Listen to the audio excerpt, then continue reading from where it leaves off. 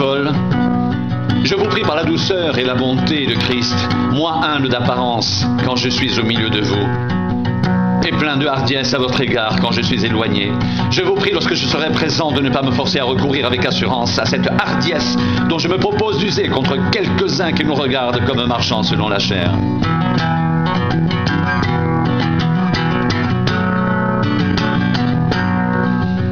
Si nous marchons dans la chair, nous ne combattons pas selon la chair, car les armes avec lesquelles nous combattons ne sont pas charnelles, mais elles sont puissantes par la vertu de Dieu pour renverser les forteresses.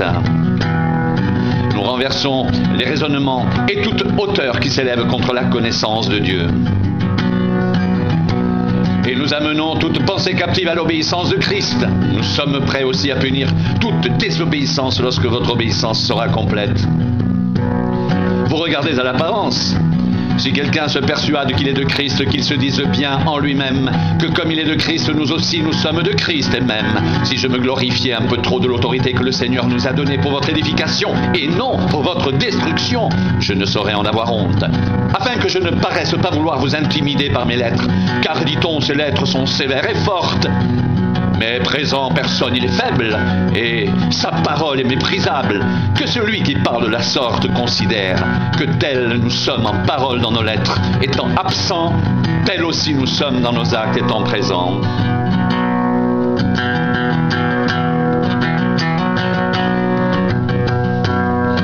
Nous n'osons pas nous égaler ou nous comparer à quelques-uns de ceux qui se recommandent eux-mêmes. Mais en se mesurant à leur propre mesure et en se comparant à eux-mêmes, ils manquent d'intelligence. Pour nous, nous ne voulons pas nous glorifier outre mesure, mais seulement dans la limite du champ d'action que Dieu nous a assigné, en nous amenant jusqu'à vous. Nous ne dépassons point nos limites, comme si nous n'étions pas venus jusqu'à vous. Car c'est bien jusqu'à vous que nous sommes arrivés avec l'évangile de Christ. Nous ne nous glorifions pas des travaux d'autrui qui sont hors de nos limites. Mais nous avons l'espérance, si votre foi augmente, de devenir encore plus grand parmi vous. Dans notre propre domaine, en évangélisant les contrées situées au-delà de chez vous, au lieu de nous glorifier de ce qui a déjà été fait dans le domaine des autres, que celui qui se glorifie dans le Seigneur. Car ce n'est pas celui qui se recommande lui-même qui est approuvé, c'est celui que le Seigneur recommande.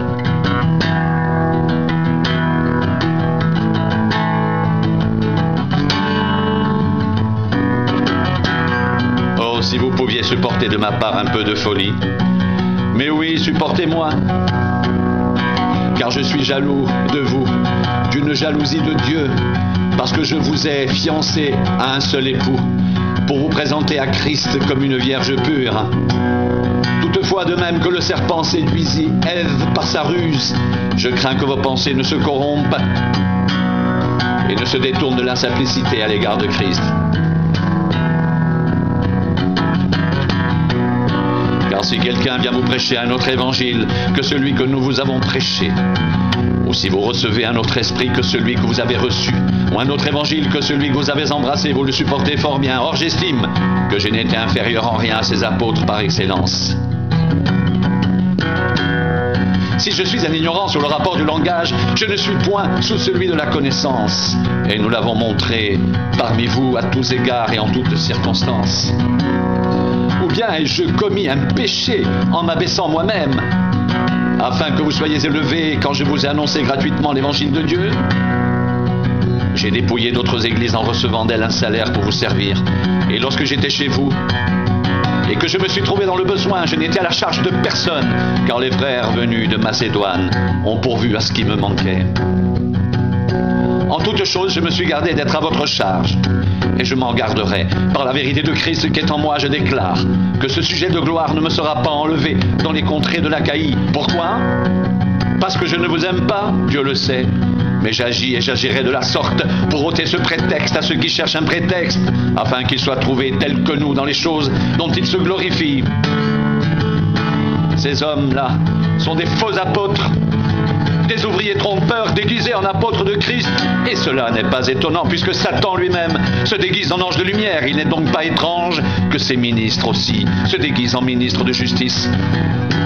Leur fin sera selon leurs œuvres.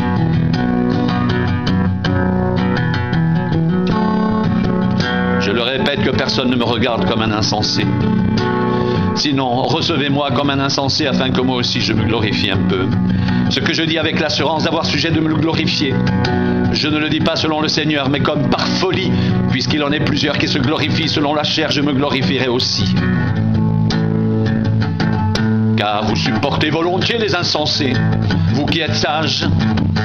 Si quelqu'un vous a servi, si quelqu'un vous dévore, si quelqu'un s'empare de vous, si quelqu'un est arrogant, si quelqu'un vous frappe au visage, vous le supportez. J'ai honte de le dire, nous avons montré de la faiblesse.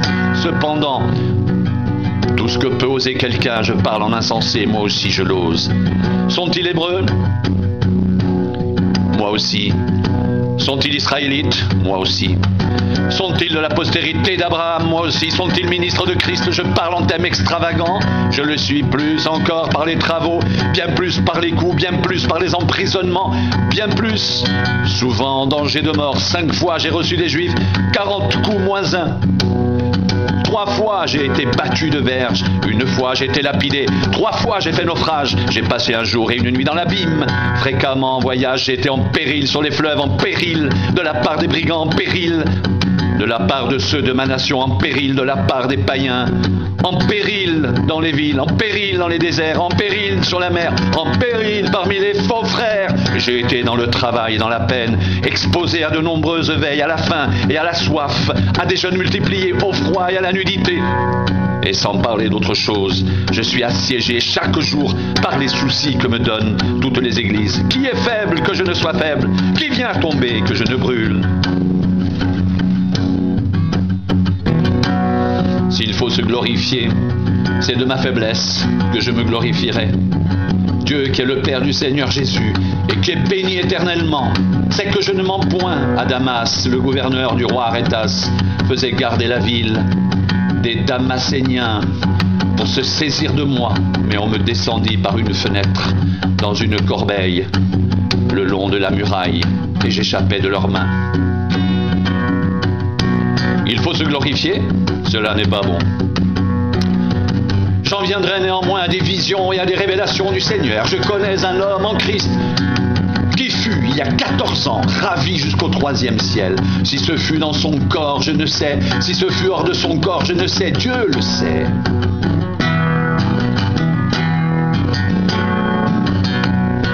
Et je sais que cet homme, si ce fut dans son corps, ou sans son corps, je ne sais, Dieu le sait, fut enlevé dans le paradis, et qu'il entendit des paroles merveilleuses qu'il n'est pas permis à un homme d'exprimer.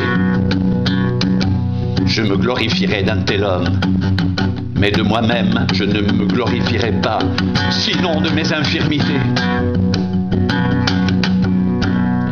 Si je voulais me glorifier, je ne serais pas un insensé, car je dirais la vérité, mais je m'en abstiens, afin que personne n'ait à mon sujet une opinion supérieure à ce qu'il voit en moi, ou à ce qu'il entend de moi.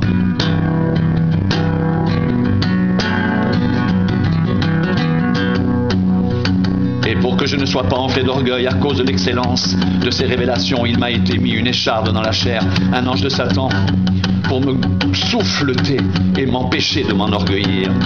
3 fois, j'ai prié le Seigneur de l'éloigner de moi, et il m'a dit, ma grâce te suffit, car ma puissance s'accomplit dans la faiblesse. Je me glorifierai donc bien plus volontiers de mes faiblesses, afin que la puissance de Christ repose sur moi. C'est pourquoi je me plais dans les faiblesses, dans les outrages, dans les calamités, dans les persécutions, dans les détresses pour Christ. Car quand je suis faible, c'est alors que je suis fort.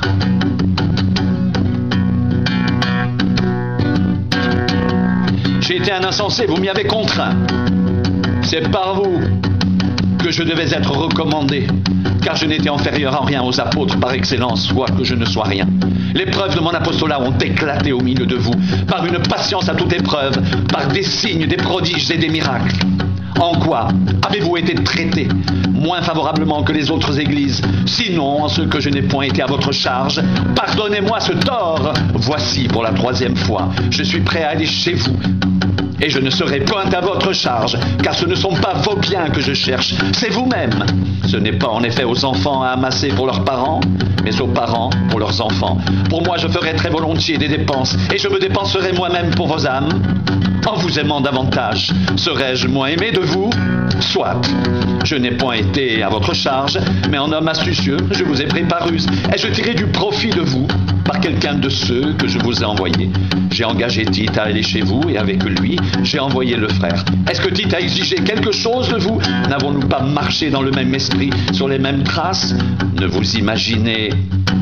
Vous imaginez depuis longtemps que nous nous justifions auprès de vous. C'est devant Dieu en Christ que nous parlons. Et tout cela, bien-aimés, nous le disons pour votre édification.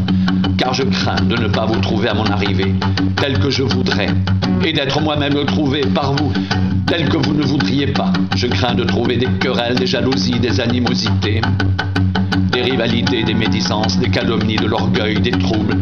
Je crains qu'à mon arrivée, mon Dieu ne m'humilie de nouveau à votre sujet, et que je n'ai à pleurer sur plusieurs de ceux qui ont péché précédemment, et qui ne se sont pas repentis de l'impureté de la débauche et des dérèglements auxquels ils se sont livrés.